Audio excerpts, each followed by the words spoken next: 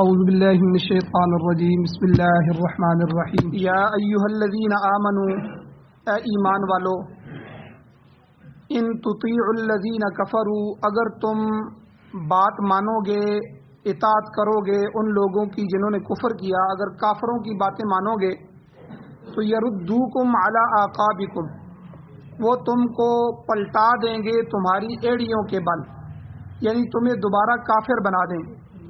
فتنقلبوا خاسرین اگر ایسا ہو گیا تو پس تم لوٹو گے نقصان اٹھا کر۔ بل اللہ مولاکم بلکہ اللہ تعالیٰ تمہارا مددگار ہے، وہو خیر الناصرین اور وہ اللہ بہتر مدد کرنے والا ہے۔ کافروں سے مدد نہ مانگو، اللہ سے مدد مانگو۔ سنلقی فی قلوب الذین کفروا الرعب ان قریب اللہ تعالیٰ کہتے ہیں ہم ڈال دیں گے ان لوگوں کے دلوں میں جنہوں نے کفر کیا الرعب روب کو، اسلام کا جو روب ہوتا ہے وہ ہم ان کے دلوں میں ڈال دیں گے۔ اور کس وجہ سے روب ان کے دلوں میں ڈلے گا؟ بما اشرکو اس وجہ سے کہ انہوں نے شریک ٹھہرایا باللہ اللہ کے ساتھ ما ان چیزوں کو کہ لم ينزل به سلطانا جن کے بارے میں اللہ تعالیٰ نے کوئی سلطان کوئی دلیل نازل نہیں کی۔ وَمَأْوَاهُمُ النَّارُ اور ان کا ٹھکانہ دوزخ ہے، وَبِئْسَ مَثْوَى الظَّالِمِينَ اور ظلم کرنے والوں کا ٹھکانہ بہت برا ہے۔ سورہ آل عمران کی آیت نمبر 149، 150 اور 151 آپ کے سامنے تلاوت ہوئی ہے، آپ نے ترجمہ سنا۔ ان آیات کے درس کا پہلا حصہ کل گزر چکا ہے، جس میں تفصیل کے ساتھ میں نے بتایا تھا کہ اللہ تعالیٰ نے مسلمانوں کو متنبہ کیا کہ ایک تو آپ کفار کے پروپیگنڈے سے متاثر نہ ہو۔ کافر بار بار کوئی نہ کوئی پروپیگنڈا چھوڑتے رہتے ہیں جس کی وجہ سے مسلمانوں کے دل ٹوٹ جائیں، ان کی ہمتیں پست ہو جائیں، تو ان کے پروپیگنڈے کا شکار نہ ہو۔ جس طرح غزوہ احد میں انہوں نے حضور علیہ السلام کی شہادت کی افواہ اور پروپیگنڈا چھوڑا کہ حضور شہید ہو گئے، حالانکہ اس وقت جنگ کا بہت اہم حصہ تھا اور بہت سے صحابہ زخمی تھے، اور اوپر سے یہ خبر جو آئی ان کے دل ٹوٹ گئے۔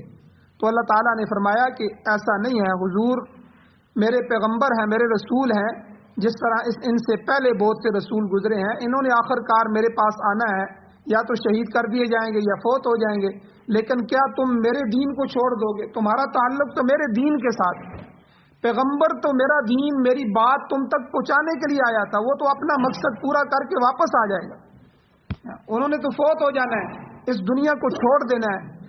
اصل تو مقصد کی زندگی ہے، وہ دین ہے، اس پر تم نے زندگی گزار۔ اس لیے لقد کان لکم فی رسول اللہ اسوۃ حسنہ کہ رسول اللہ صلی اللہ علیہ وسلم کو تو تمہارے لیے صرف نمونہ بنایا گیا ہے، کہ وہ تو تمہاری زندگی گزارنے کا نمونہ ہے، تمہیں نمونہ دے کے آئیں کہ کس طرح تم نے اللہ کو راضی کرنا ہے، کون سے کام ہیں جن سے اللہ راضی ہوتے ہیں، کون سے کام ہیں جن سے اللہ ناراض ہوتے ہیں، کون حلال ہے کون حرام ہے، اور کس طرف چلنا ہے کس طرف نہیں چلنا، کیا اختیار کرنا ہے کیا اختیار نہیں کرنا۔ یہ چیز تو پیغمبر کے ذمے ہوتی ہے، یہی تو تبلیغ ہے، یہی تو آگے دوسروں تک پہنچانا ہے، یہی تو اس کا دعوت و تبلیغ کا فریضہ ہے جو پیغمبر ادا کرتا ہے۔ اس کے لیے وہ مارے کھاتا ہے، اس کے لیے وہ ہجرتیں اختیار کرتا ہے، حضور کی بیٹیوں کو طلاقیں ہوئی اس دین کے لیے، اور حضور علیہ الصلوۃ والسلام کے دندان مبارک شہید کیے گئے، حضور کے صحابہ کو گرم تپتی ہوئی صحراؤں کے اندر جو ہے گرم ریت کے اوپر لٹایا گیا، اوپر چٹانیں رکھی گئی۔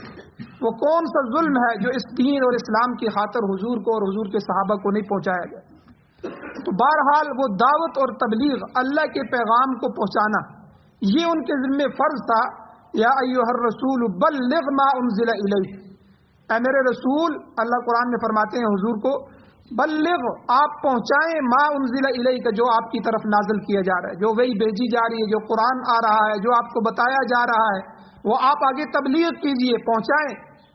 اور ما انزل الیک اللہ نے فرمایا کہ اگر آپ ایسا نہیں کریں گے تو فما بلغت رسالتہ، اگر آپ جو ہے آپ میرے پیغام کو نہیں پہنچائیں گے تو آپ نے بلاغت کا تبلیغ کا حق ادا نہیں کیا۔ تو اس لیے حضور اگر شہید بھی ہو جائیں، حضور اگر فوت بھی ہو جائیں، تو تمہارا تعلق اللہ کے دین کے ساتھ ہے، تم نے دین کو مضبوطی سے پکڑنا ہے، تمہاری کامیابی اسی کے اندر۔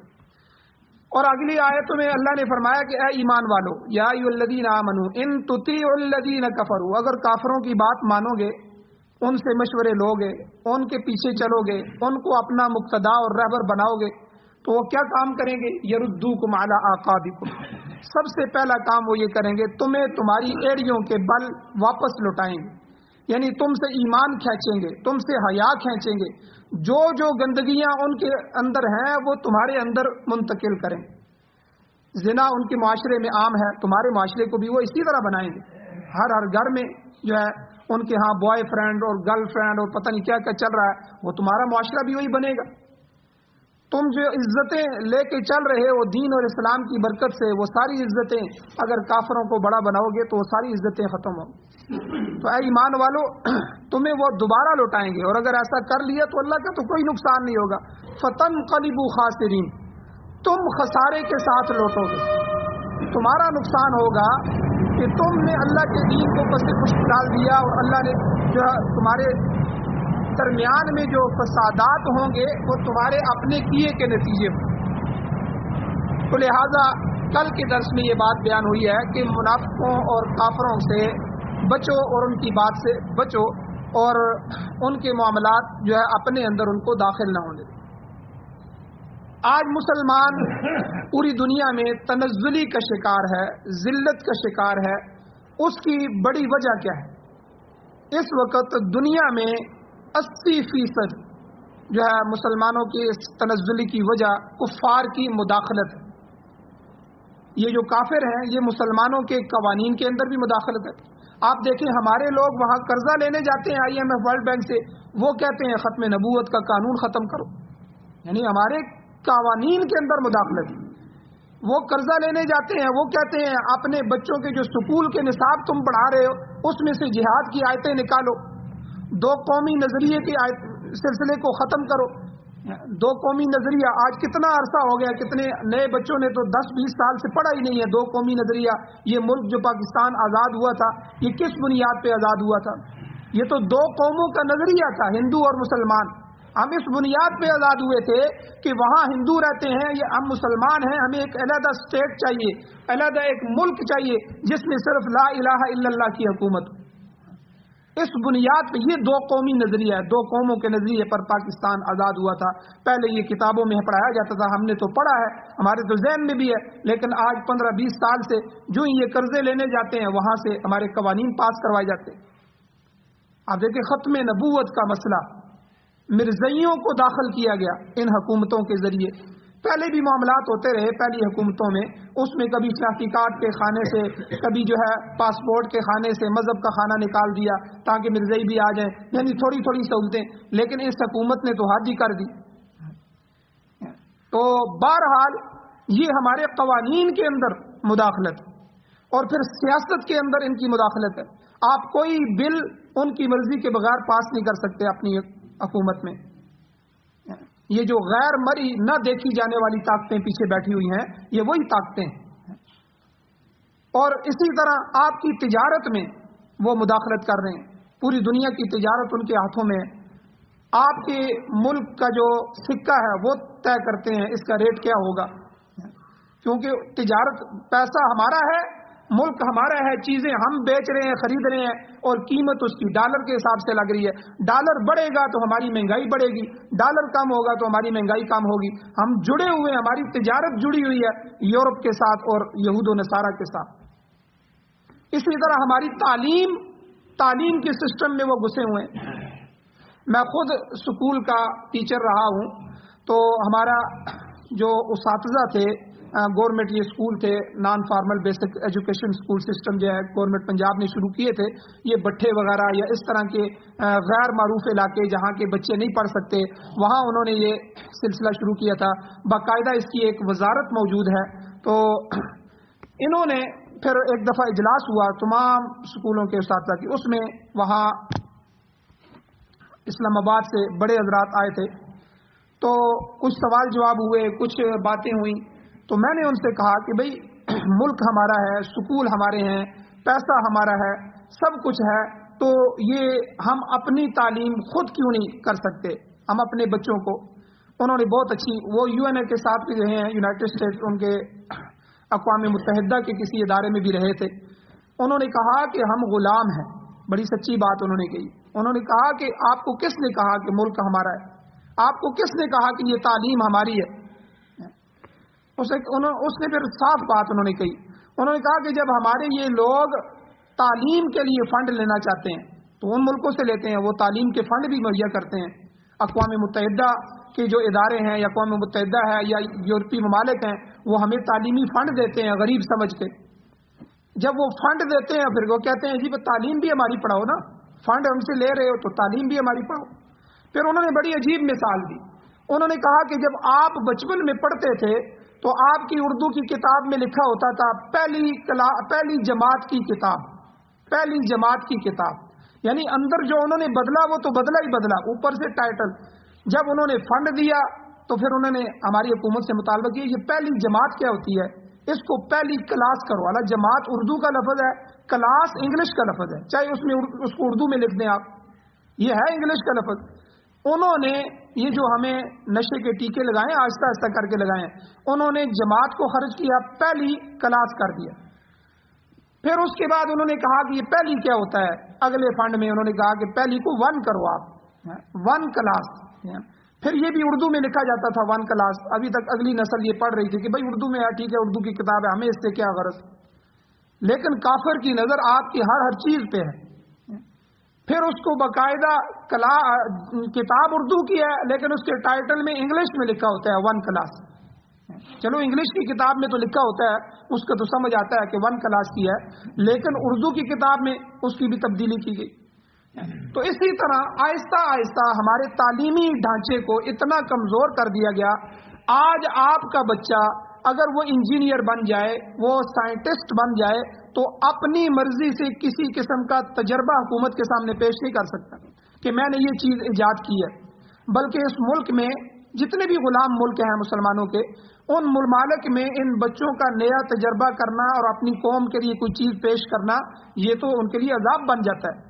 ان کو جیلوں میں ڈال دیا جاتا ہے، ایسے لڑکے کو غائب کر دیا جاتا ہے جو قوم کے لیے کچھ کرنا چاہے. اب ہم کہتے ہیں جی بھائی بجلی سستی کرو، فلاں سستا کرو. کہتے ہیں جی ہم ٹیکس کہاں سے پورے کریں گے؟ بھائی عالمی منڈی کے حساب سے تیل سستا ہے تو آپ اس کی قیمت عالمی منڈی کے حساب سے لیں، اس میں تھوڑا بہت ٹیکس ڈال دیں. وہ کہتے ہیں جی ہم ہر قسط کے ساتھ جب قرضہ لیتے ہیں تو ہمارا یہ جو سود کی قسطیں ہم ادا کر رہے ہیں یہ بڑھ رہی ہیں، اگر ہم اس کو کم کر دیتے ہیں تو ملک تباہ ہو جائے. بھائی ملک تو ویسے ہی تباہی کے دہانے پہ کھڑا ہے. یہ سارا ملک اس وقت بیچ دیا جائے تب بھی ہمارے قرضے پورے نہیں ہو سکتے جتنے قرضے ہماری حکومتوں نے لیے ہیں.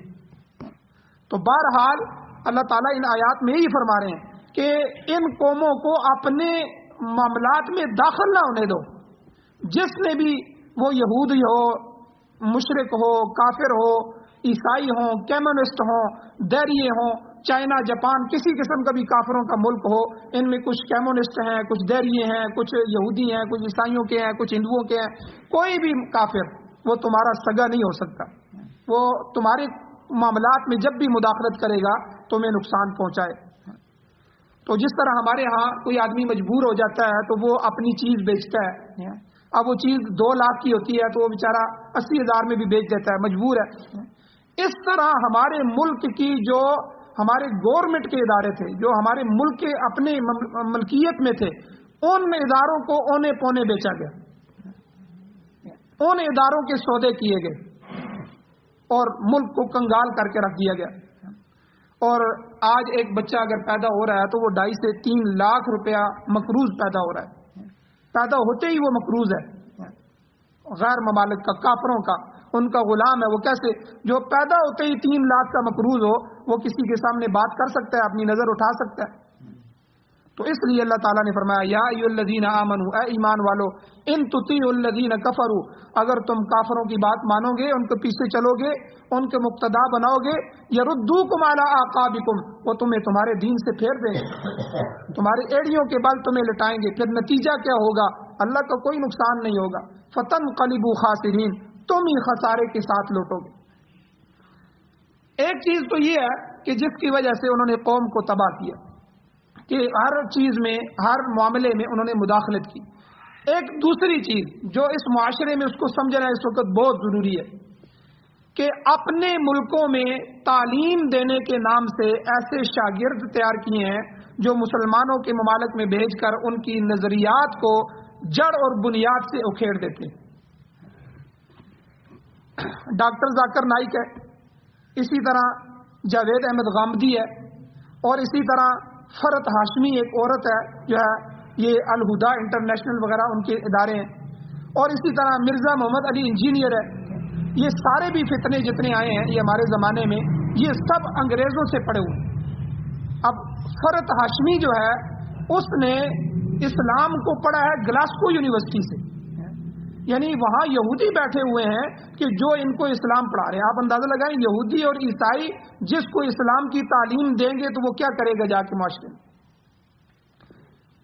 اچھا ہمارے زمانے میں تو یہ لوگ ہیں، پچھلے مفتی محمود صاحب اور مولانا غلام غوث ہزاروی صاحب رحمہ اللہ کا یہ پچھلا 80 کی جو دہائی گزری ہے 1970-80 تک، اس میں ایک ڈاکٹر فضل الرحمان گزرا ہے. تو یہ اس کے جو والد تھے مولانا شہاب الدین صاحب، یہ بڑے نیک آدمی تھے، اور شیخ الہند مفتی جو ہے نا مولانا محمود الحسن صاحب شیخ الہند رحمہ اللہ کے شاگرد تھے. یعنی اتنا بڑا آدمی اس کا بیٹا، تو وہ یہودیوں کے ہتھے چڑھ گیا. سمتھ نامی جو ہے یہودی تھا، وہ اس کا استاد تھا، اس نے جو ہے اس کو تعلیم دی اور اس کا ذہن بگاڑ دیا. اچھا یہ کرتے کیا ہیں، ان کو مستشرقین کہتے ہیں کہ جو مشرق کا علم مغرب سے حاصل کر کے آئے. ہمارا اپنا علم ہے، ہمارے ہاں ہمارا ایک مذہب ہے، ہر علاقے کا اپنا ایک مذہب ہوتا ہے. یہ کہیں یہودیت ہے، کہیں عیسائیت ہے، کہیں ہندو ان کا اپنا ایک سسٹم ہے، کہیں روس ہے تو وہ ان کا اپنا کمیونسٹ سسٹم ہے، ٹھیک ہے، چائنا جاپان یہ داری یہ لوگ ہیں، ان کے اپنے ایک سیٹ اپ ہے. تو ہمارے ممالک جو ہیں اسلامی ممالک ہمارا ایک اپنا سیٹ اپ ہے، ایک کلچر ہے. ہمارا جب بچہ جا کے کسی دہری استاد سے پڑھے گا پھر آ کے وہ اسلام کی تعلیم دے گا تو وہ کیا کرے گا. یہی سب کچھ انہوں نے کیا.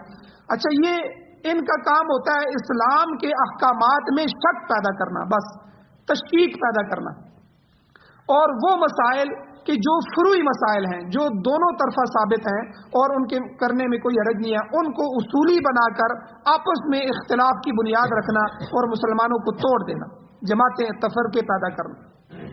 مثال کے طور پر میں ایک دو چیزیں آپ کے سامنے رکھتا ہوں. مثلا شک کس طرح پیدا کرتے ہیں، وہ کہیں گے جی جو جانور مر جاتا ہے وہ بھی حلال ہے. آپ اعتراض کریں گے کہ بھائی جو جانور خود بخود مر جاتا ہے وہ حلال کیسے ہو سکتا ہے، وہ تو حرام ہو گیا، وہ تو مر گیا. اب کہیں گے جی دیکھو جو جانور خود بخود مرا اس کو کس نے مارا، بھائی اس کو اللہ نے مارا ہے. اچھا جو جانور آپ ذبح کرتے ہیں بھائی اس کو ہم ذبح کرتے ہیں. آپ جس کو ذبح کرتے ہیں اس کو کہتے ہیں حلال، اور جس کو اللہ مار دے اس کو کہتے ہیں آپ یہ حرام ہے. اب شک پیدا ہو گیا. اللہ کہتا ہے یار واقعی بات تو یہی ہے. اب صحیح مسئلے میں شک پیدا ہو گیا. حالانکہ بات یہ ہے کہ جو آدمی علماء کے ساتھ جڑتا ہے اس کو پتہ ہوتا ہے کہ بھائی جس چیز کو اللہ نے حلال کر دیا وہ حلال ہے. اس کو اللہ نے مردار کو خود حرم المیتۃ، اللہ نے مردار کو خود حرام کیا ہے. جب اللہ نے حرام کیا ہے تو اللہ اس کو مارے گا، جس طرح بھی وہ مرے، گر کے مرے، پہاڑ سے گر کے مرے، جس طرح بھی مرے وہ حرام ہے کیونکہ اللہ نے اس کو حرام کیا ہے. لیکن عام ذہنوں میں شک پیدا کر دیا. اسی طرح ایک یہ مرزا جو ہے اس نے بات کی تھی کہ لا الہ الا اللہ محمد الرسول اللہ جو آپ پڑھتے ہیں تو اس میں آپ محمد الرسول اللہ نہ کہا کریں، لا الہ الا اللہ کہیں. بھائی کیوں نہ کہا کریں؟ دیکھیں جب آپ محمد صلی اللہ علیہ وسلم کو اللہ کا رسول کہتے ہیں تو پھر دوسرے رسولوں کی تو نفی ہو رہی ہے. اس کا مطلب ہے آپ دوسرے رسولوں کی رسالت کا انکار کر رہے ہیں. تو آپ انہی کو رسول کہہ رہے ہیں، باقیوں کا انکار کر رہے ہیں. وہ عام آدمی تو بیچارہ سوچنے میں پڑ جائے گا واقعی یار اس میں تو کوئی اس طرح کی بات نظر آ رہی، وہ کلمہ ہی چھوڑ دے گا. اب انہوں نے یہی کام کیے. تو یہ دوسرا کام جو یہود و نصارہ نے کیا ہے کافروں نے کہ ہمارے بچے لے کر وہاں جا کر پڑھا کے پھر ہمارے ملکوں میں بھیجے ہیں اور ان کو کہا جی یہ اعلیٰ تعلیم یافتہ آدمی ہے. اور پھر وہ جو کالج یونیورسٹی کے لڑکے ہیں اکثر چونکہ ان کا تعلق تو علماء سے ہوتا نہیں ہے، ان جس بچے کو آپ اپنے بچے کو تعلیم دلوا رہے ہیں کالج یونیورسٹی کی، نہ وہ نماز کی طرف کبھی آیا، نہ اس نے کبھی قرآن کھول کے پڑھا، ٹھیک ہے، نہ کبھی اس نے، تو وہ کن سے دین حاصل کرے گا؟ پھر وہ انہی لوگوں کے ہتھے چڑھ جاتا ہے. کوئی مرزا انجینئر کے ہتھے چڑھا ہوا ہے، کوئی ڈاکٹر ذاکر نائک کے ہتھے چڑھا ہوا ہے، کوئی جاوید احمد غامدی کو بیٹھ کے اندر جو ہے وہ کمرے میں بیٹھ کے دین سیکھ رہا ہے۔ پھر وہی شکوک و شبہات جو انہوں نے اپنے بڑوں سے سیکھے تھے، یہود و نصارہ استادوں سے سیکھے تھے، وہی ان بچوں کے ذہنوں میں منتقل ہو رہے ہیں۔ اب کیا ہو رہا ہے کہ یہی لڑکے آگے جا کے علماء کے اور اہل اسلام کے اور دین کے دشمن بن رہے ہیں۔ ہماری نسل خود ہمارے معاشرے میں موجود ہوتے ہوئے مسجد، قرآن اور علماء سے دور ہونے کی وجہ سے اب وہ غیروں سے علم حاصل کر رہی ہے اور اپنے دین کو چھوڑ رہی ہے۔ تو اس لیے اب اس نے یہ جو ڈاکٹر فضل الرحمان تھا، اس نے کیا کیا، اس نے آ کے کہا جی دیکھو میں نے قرآن پاک کا مطالعہ کیا ہے تو قرآن پاک وحی الہی نہیں ہے، قرآن پاک پورا اللہ کی طرف سے وحی نہیں ہے۔ بھائی کیوں وحی نہیں ہے؟ اس نے کہا کہ قرآن پاک میں آدھا کلام تو اللہ کا ہے اور آدھا یا اس سے کم حصہ جو ہے وہ حضور کی حدیثوں کو داخل کر دیا گیا ہے، وہ حضور کا کلام ہے، اس لیے اس کو کلام الہی نہیں کہہ سکتے۔ اب اس نے قرآن کے قرآن ہونے کا انکار کر دیا۔ اب آگے اس کے جتنے شاگرد بنے ان کے نظریات بھی ایسے ہی بنے۔ تو مقصد یہ ہے کہ غیر مسلم لوگ مسلمانوں کو اپنے ہاں تعلیم دے کے ان کے بنیادی نظریات پر اثر انداز ہوتے ہیں اور پھر انہی کے ہاتھوں ان کی قوم کو نقصان پہنچاتے ہیں۔ ابھی دیکھیں نا روس کیا کر رہا ہے، امریکہ کیا کر رہا ہے، افغانستان ایران میں اپنے نظریات پھیلا رہے ہیں، کمیونسٹ پارٹیوں کو ان کو وہاں کھڑا کیا گیا، وہ پوری کمیونسٹ ہیں۔ ہمارے ایک دوست ہیں بنوری ٹون کراچی میں، ہم نے گٹھا پڑھا تھا، مفتی زبیر صاحب، تو وہ کندہار کے ذمہ دار ہیں طالبان امارت اسلامیہ کی طرف سے، ان سے رابطہ ہوا، وہ بتا رہے تھے مولانا کہتے ہیں جی حضرت 21 سال کی جو نسل امریکہ کے درمیان میں پلی ہے، 21-22 سال کا لڑکا پیدا ہو کے جوان ہو جاتا ہے، کہتے ہیں اس نے 22 سال پہلے جو امارت اسلامیہ تھی، ہمارا جو اسلام کا دور ہے، اس نے نہیں دیکھا۔ وہ پیدا ہوا تو اس نے امریکہ کو، کالج کو، یونیورسٹیوں کو، انہی کی چالوں کو دیکھا ہے، اس نے جنگ کو دیکھا ہے۔ اب ہمیں سب سے بڑی مصیبت یہ پیش آئی ہے کہ ہم ایک لڑکے کے پاس جا رہے ہیں جو کالج یونیورسٹی کے پڑھے ہوئے ہیں، وہاں ان کو اسلام جو ہے اس کی تعلیمات اور اسلام کی طرف لے کے آ رہے ہیں، اب وہ آنے کے لیے تیار نہیں ہے۔ سب سے بڑی مصیبت ہمارے لیے یہ، یعنی جہاں ایک نسل کی یہ حالت ہو تو ہمارا ملک پاکستان تو آزاد ہوئے جو ہے 70-80 سال ہو گئے، ہماری تو 4 نسلیں جو ہیں وہ تباہ ہو چکی ہیں۔ تو اس لیے جو ہے یہ بڑی محنت کی ضرورت ہے، دین کے ساتھ جڑنے کی ضرورت ہے، قرآن کے ساتھ جڑنے کی ضرورت ہے اور علماء کے ساتھ جڑنے کی ضرورت ہے۔ اپنے بچوں کو یہاں لے کے آئیں۔ جو بچہ آپ کا مسجد سے متعلق نہیں ہوگا، ڈاکٹر بننا، انجینئر بننا یہ ہماری قومی ضرورت ہے، ہم اس سے منع نہیں کرتے، یہ تو بنا جائے، بنایا جائے، آگے تک یہ بچے جائیں، لیکن وہ مسلمان ہو کے جائیں، تاکہ ہم نے کئی ڈاکٹر ایسے دیکھے ہیں، کئی ڈاکٹر ہیں جو دنیا دار تھے لیکن ان کا اللہ والوں سے تعلق تھا، علماء سے تعلق تھا، کسی اچھے نیک متبع سنت پیر کے ساتھ تعلق تھا۔ وہ خود، میں نے خود ایسے ڈاکٹروں کی زبانی سنا ہے، وہ کہتے ہیں میں جب بھی آپریشن کے لیے جاتا ہوں پہلے وضو کرتا ہوں، وضو کر کے 2 رکعت نماز نفل پڑھتا ہوں، پھر اس جو آپریشن جس کے لیے کرتا ہوں اس کے لیے اللہ سے دعا مانگتا ہوں، پھر میں وضو کی حالت میں اس مریض کا آپریشن کرتا ہوں۔ آپ دیکھیں یہ ڈاکٹر ہے، منع تو نہیں ہے، یہ تو ہماری ضرورت ہے، لیکن وہ آپریشن سے پہلے بھی اس مریض کے لیے اللہ سے مانگ رہا، اے اللہ اس مریض کو میرے ہاتھوں شفا عطا فرما۔ پھر انہوں نے کہا 22 سال ہو گئے ہیں میرا کوئی بھی آپریشن ناکام نہیں ہوا۔ تو یہ کیا ہے؟ اسی طرح انجینئر ہے، اسی طرح کوئی بھی ہے، ٹھیک ہے، آپ پائلٹ بنائیں بچوں کو، کچھ بھی کریں، لیکن کم از کم ان کے اسلام کی فکر کریں کہ وہ مسلمان رہیں۔ یہ نہ ہو کہ وہ پائلٹ بن جائے اور ساتھ ساتھ وہ یہودی بھی ہو جائیں، وہ عیسائی، ان کے نظریات ہی ختم ہو جائیں۔ تو اس لیے یہ اللہ تعالیٰ نے یہاں کھل کے فرمایا کہ تمہارے جو غیر ہیں ان غیروں کو تم نے اپنے نظام میں مداخلت نہیں کرنے دینی، کافروں سے بچو، ان کے معاملات سے بچو، ان کو اپنے معاملات میں داخل نہ ہونے دو، ان کو اپنا مقتدا اور آقا نہ بناؤ، ٹھیک ہے، اللہ تعالیٰ کی طرف رجوع کرو اور اللہ تعالیٰ تمہاری مدد کرنے والے ہیں۔ اس میں کچھ مسائل اور بھی ہیں، انشاءاللہ کل کے درس میں بیان کیے جائیں گے۔ اللہ جل شانہ سے دعا ہے اللہ ہمیں عمل کی توفیق عطا فرمائے۔ آمین۔ الحمدللہ رب العالمین والعاقبۃ للمتقین والصلاۃ والسلام علی رسولہ النبی الامی الکریم۔ اللهم ربنا آتنا فی الدنیا حسنۃ وفی الآخرۃ حسنۃ وقنا عذاب النار۔ یا اللہ ہماری کمیوں کوتاہیوں کو معاف فرمائیے، درگزر فرمائیے، صغیرہ کبیرہ گناہوں کو معاف فرمائیے۔ یا اللہ قرآن و سنت کو سننے سمجھنے عمل کرنے کی توفیق عطا فرمائی. یا اللہ اس زمانے کے جتنے فتنے ہیں اور قرب قیامت کے جتنے فتنے ہیں، یہود ہیں، ہنود ہیں، یا اللہ ہمارے مستشرقین کے فتنے ہیں، یا اللہ ان سب سے ہمیں، ہماری اولادوں اور نسلوں کو اور تمام امت مسلمہ کو محفوظ فرمائی. یا اللہ قرآن و سنت سے تعلق نصیب فرمائی. یا اللہ قرآن و سنت کو سننے سمجھنے عمل کرنے ارشاد کی توفیق نصیب فرمائی.